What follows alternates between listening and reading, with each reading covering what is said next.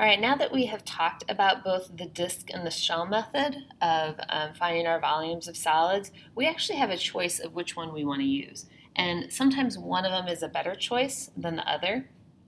So if you're using the disk method, we are always, our axis of revolution, we have perpendicular. Our disks or our washers are perpendicular to the axis of revolution. And when we're using the shell method, our shells are parallel to the axis of revolution. So that's kind of the big difference between the two. So sometimes it's easier to use one versus the other.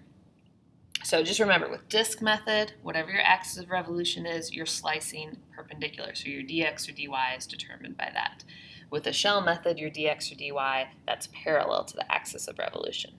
And that's the key that's going to make it kind of clear which one we should use. Sometimes it doesn't matter. You can use both of them. It's just most of the time one of them's easier than the other. So we're going to take a look at example number 3. We want to find the volume of a solid formed by revolving the region bounded by these graphs about the y-axis. So let's go ahead and graph that so we can see what's going on.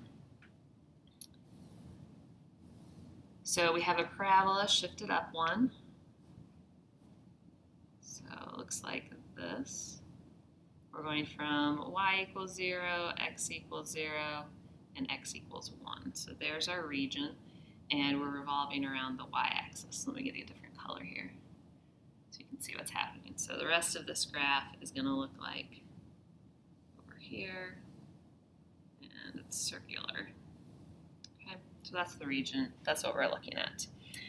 We actually did this one last week. It should be on your notes from 7.2. We actually did this one with the disk method. Now, since the axis of revolution is the y-axis, if you are slicing this to use disk or washer method, you would be in the dy direction. Okay, so all of your disks or washers would look like this.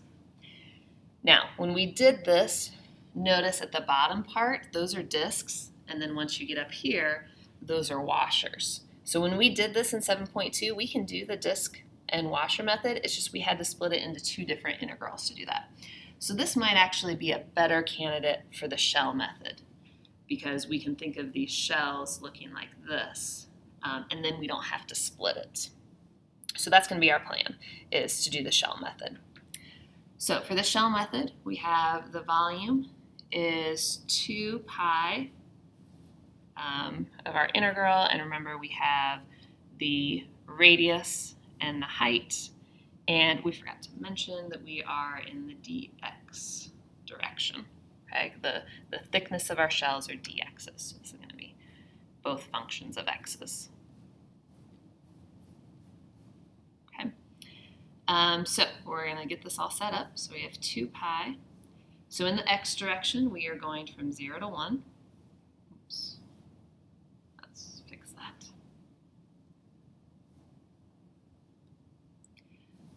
So from 0 to 1, we need to think about the radius of this shell. Well, that radius is just determined by x.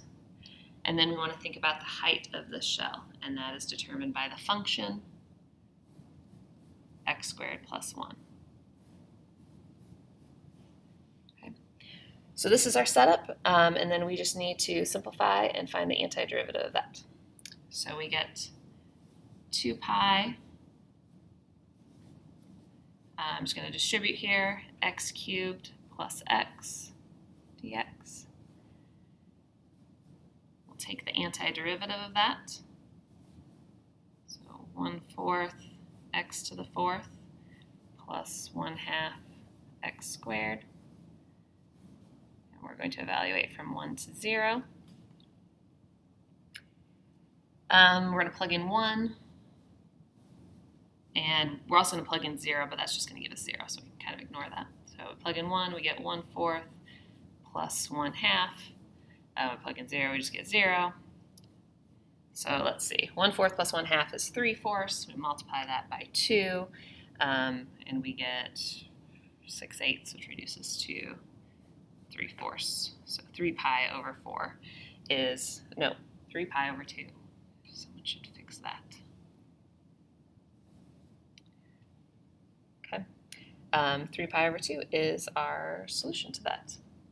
We'll check out the example number 4 in the next video.